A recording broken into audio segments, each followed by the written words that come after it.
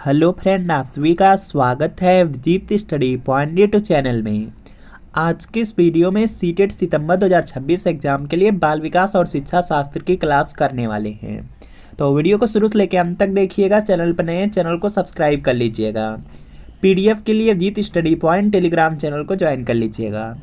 आज की क्लास में हम सीडीपी के 30 प्रश्न करने वाले हैं। अगर इन 30 प्रश्नों में से आपके 20 प्लस प्रश्न बिल्कुल सही होते हैं तो आप सीटेट एग्ज़ाम को काफ़ी अच्छे स्कोर से पास कर सकते हैं। सीटेट एग्ज़ाम आपका 5-6 सितंबर को होने वाला है। सीटेट एग्ज़ाम में देखेंगे 150 प्रश्न पूछा जाता है, 150 मिनट मिलेगा, 150 नंबर का एग्ज़ाम होगा। पासिंग मार्क आपका 90 नंबर है।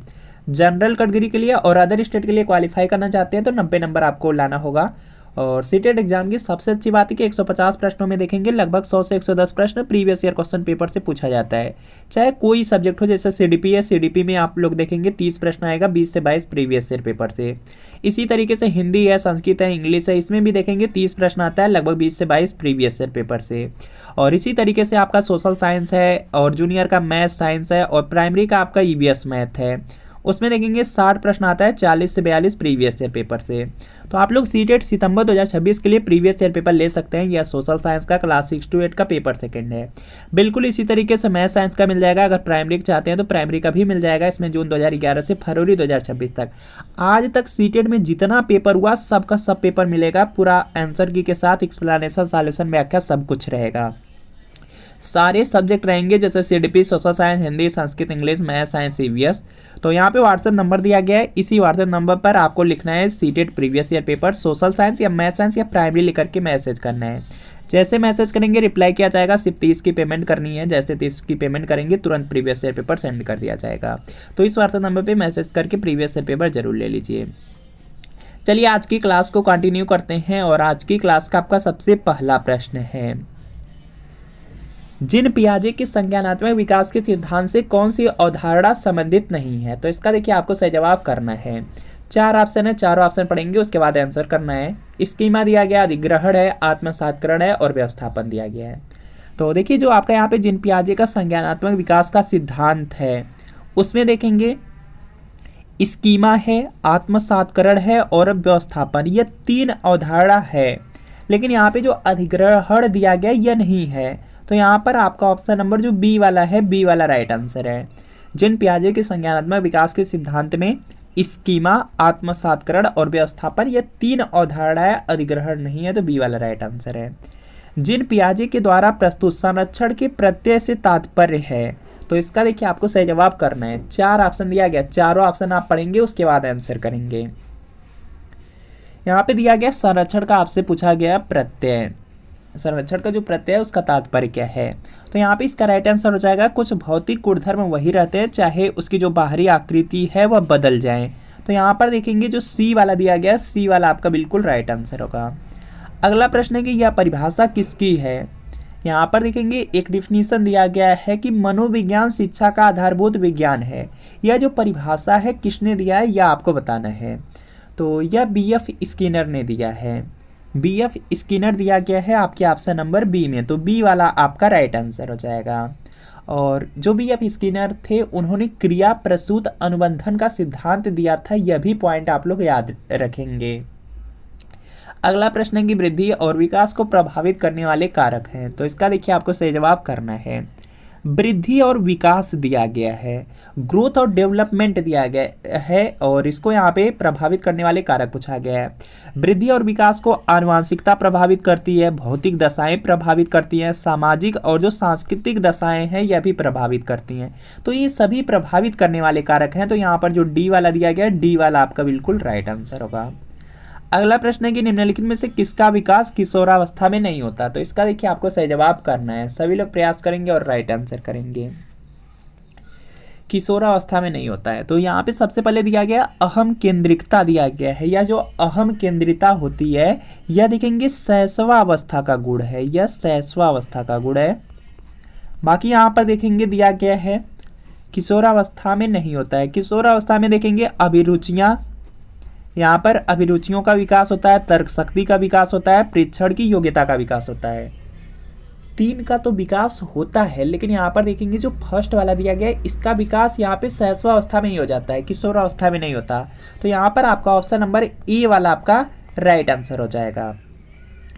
अगला प्रश्न यहाँ पे दिया गया है कि अभिप्रेरणात्मक चक्र के 3 महत्वपूर्ण घटक कौन से हैं। तो इसका देखिए आपको सही जवाब बताना है। अभिप्रेरणात्मक चक्र दिया गया है, तो इसके जो यहाँ पे 3 महत्वपूर्ण घटक हैं, इसमें देखेंगे जो नीड होता है और ड्राइव होता है और इंसेंटिव आता है। नीड का मतलब होता है आवश्यकता, और जो आपका ड्राइव होता है अंतर्नोद होता है, और जो आपका इंसेंटिव होता है या प्रोत्साहन होता है। तो यही 3 आ जाएंगे। तो यहाँ पर आपका ऑप्शन नंबर जो बी वाला दिया गया है, बी वाला राइट आंसर है। प्राथमिक संवेग है, तो इसका देखिए आपको सही जवाब बताना है। सभी लोग प्रयास करेंगे, राइट आंसर करेंगे। प्राथमिक संवेग की बात किया गया है। प्राथमिक संवेग के अंतर्गत जैसे आपका आ जाता है घृणा, आश्चर्य, क्रोध, भय, सुख, उदासी, ये सब आपके प्राथमिक संवेग है। तो इसमें देखेंगे आपका हो जाएगा आश्चर्य, भय और गुस्सा हो जाएगा। जो यहाँ पर बी वाला दिया गया, बी वाला राइट आंसर है। यह प्राथमिक संवेग है। और एक होता है द्वितीयक संवेग होता है। द्वितीयक संवेग में जैसे आपका शर्मिंदगी हो गई, अभिमान जो आपका गर्व होता है, अभिमान होता है, शर्म जो आती है, शर्म होता है, सहानुभूति हो गया, ये सब द्वितीयक संवेग के अंतर्गत आते हैं। यह भी आप लोग याद रखेंगे। अगला प्रश्न आपके सामने है कि एक शिक्षक को ऐसी गतिविधियों की योजना बनानी चाहिए जो शिक्षार्थियों के बीच उत्पन्न करती है। तो इसका देखिए आपको सही जवाब करना है।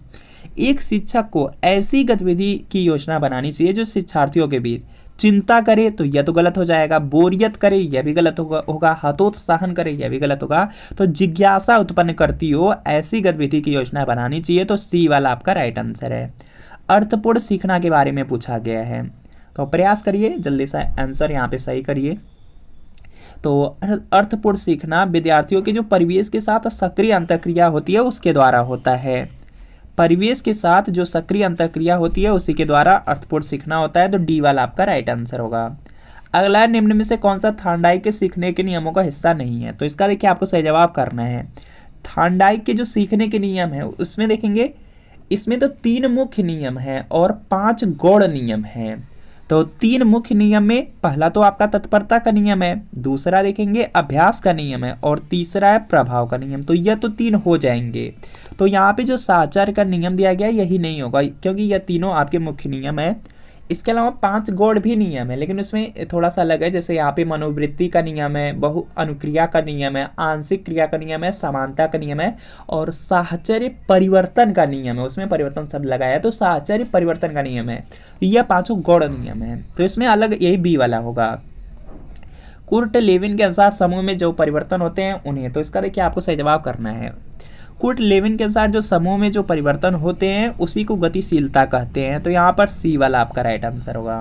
अगला है पाठ्यक्रम निम्नलिखित में से शिक्षण के कौन से चरण में आता है। तो इसका देखिए आपको सही जवाब करना है। यहाँ पे ध्यान से देखेंगे पाठ्यक्रम की बात किया गया है, तो सबसे पहले यहाँ पर आ जाते हैं जो छात्र होते हैं। छात्र आपके स्वतंत्र चर होते हैं, या तो आप लोग जानते हैं कि छात्र स्वतंत्र हो जाएंगे। यहाँ पे छात्र स्वतंत्र नहीं होंगे, सॉरी, यहाँ पे शिक्षक जो होते हैं वह आपके स्वतंत्र चर होते हैं। शिक्षक स्वतंत्र चर होते हैं, जो छात्र होते हैं वह आश्रित चर होते हैं। और जो आपका पाठ्यक्रम रहता है यह आपका यहाँ पर होता है, पाठ्यक्रम होता है मध्यस्थ चर। तो यहाँ पर देखिए आपसे पूछा गया पाठ्यक्रम के बारे में, तो पाठ्यक्रम क्या होगा आपका मध्यस्थ चर है। तो बी वाला राइट आंसर है। इसको आप लोग याद जरूर रखिएगा। आश्रित चर छात्र हो जाएंगे, स्वतंत्र चर शिक्षक हो जाएंगे, मध्यस्थ चर पाठ्यक्रम हो जाएगा। अगला प्रश्न आपके सामने है कि मन का मानचित्र संबंधित है। तो इसका देखिए आपको सही जवाब करना है। सभी लोग प्रयास करेंगे, राइट आंसर करेंगे। तो यहाँ पे इसका राइट आंसर हो जाएगा मन की क्रियाशीलता पर, यहाँ पे अनुसंधान से संबंधित होगा। अगला है निम्न में से कौन सी शिक्षण विधि प्रगतिवादी सिद्धांतों पर आधारित है। तो इसका देखिए आपको सही जवाब करना है। सभी लोग प्रयास करेंगे और इसका राइट आंसर करेंगे। यहाँ पे दिया गया है प्रगतिवादी सिद्धांत पर आधारित है, तो यह समस्या समाधान हो जाएगा। ऑप्शन नंबर जो बी वाला दिया गया है, बी वाला राइट आंसर होगा। विकास के परिप्रेक्ष्य में समय के साथ होने वाले परिवर्तनों में निम्न में क्या शामिल है। तो इसका देखिए आपको सही जवाब बताना है। तो यहाँ पर देखेंगे जो दर होता है, दर शामिल होगी, तो यहाँ पे बी वाला आपका राइट आंसर होगा। अगला प्रश्न आपका दिया गया है कि समावेशी शिक्षा से अभिप्राय है। तो इसका देखिए आपको सही जवाब बताना है। तो यहाँ पे जो समावेशी शिक्षा होता है या समावेशी शिक्षा होता है उसमें सभी प्रकार के बालक हो जाते हैं, चाहे वह बालक सामान्य हो या विशिष्ट हो, बिना किसी भेदभाव के एक साथ सभी बच्चे आ जाते हैं।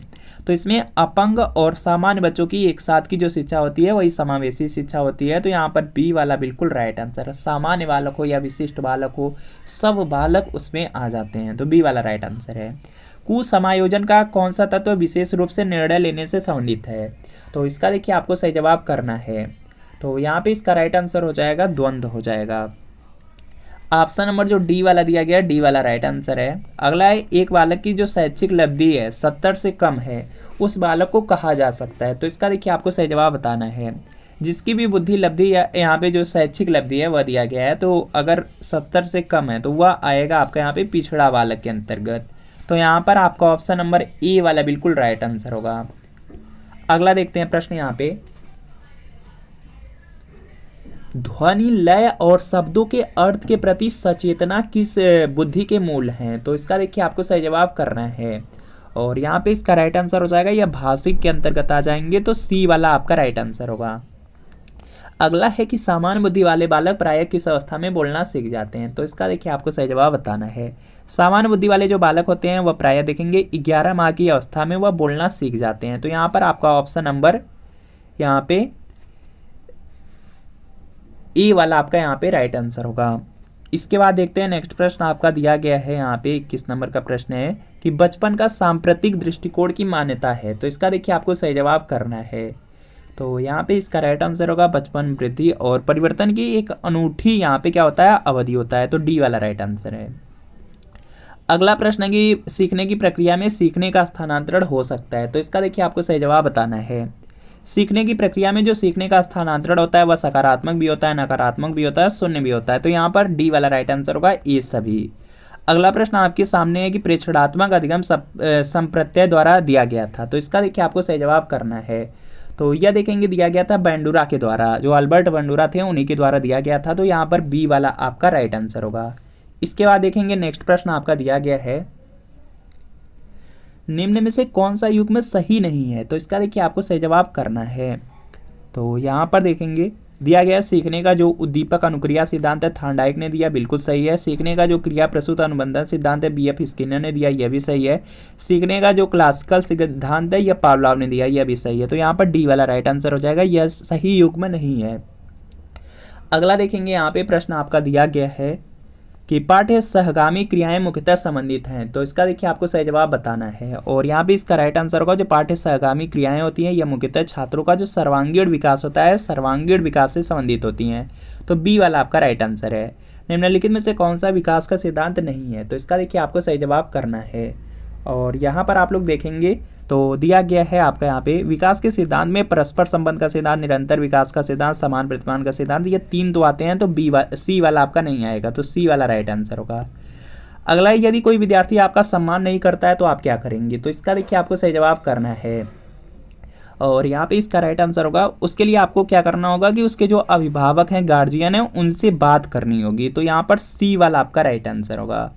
अगला प्रश्न आपके सामने है कि प्रयास और भूल का सिद्धांत है, उसके प्रतिपादक कौन है? तो प्रयास और जो भूल है या प्रयास और जो त्रुटि है, यह जो सिद्धांत है यह थार्नडाइक ने दिया था। तो यहाँ पर आपका ऑप्शन नंबर ए वाला राइट आंसर है। अगला है विकासात्मक कार्य के प्रत्यय के प्रतिपादक थे। तो इसका देखिए आपको सही जवाब करना है। तो यदि आप थे यहाँ पर हो जाएंगे रॉबर्ट हैविगस्ट थे। तो यहाँ पर बी वाला आपका राइट आंसर है। अगला है किंडरगार्टन विधि का प्रतिपादन किसने किया? तो यहाँ पे इसका राइट आंसर हो जाएगा फ्रोबेल ने किया है। तो यहाँ पर बी वाला आपका राइट आंसर है। और 30 प्रश्नों में कितने प्रश्न बिल्कुल सही हुए कमेंट जरूर कर दीजिएगा। और सीटेट का अगर प्रीवियस ईयर पेपर लेना है, चाहे आपको सोशल साइंस या मैथ साइंस या प्राइमरी का लेना है, सभी ईयर के इसमें आपके पेपर रहेंगे। और आंसर की भी रहेगी, एक्सप्लेनेशन, सॉल्यूशन, व्याख्या रहेंगे, सब सब्जेक्ट रहेंगे। तो इस व्हाट्सएप नंबर पर मैसेज करना है, तो मैसेज कर लीजिएगा। सिर्फ 30 रुपये की पेमेंट करनी होगी। जैसे व्हाट्सएप पे मैसेज करेंगे तुरंत रिप्लाई मिल जाएगा। तो मिलते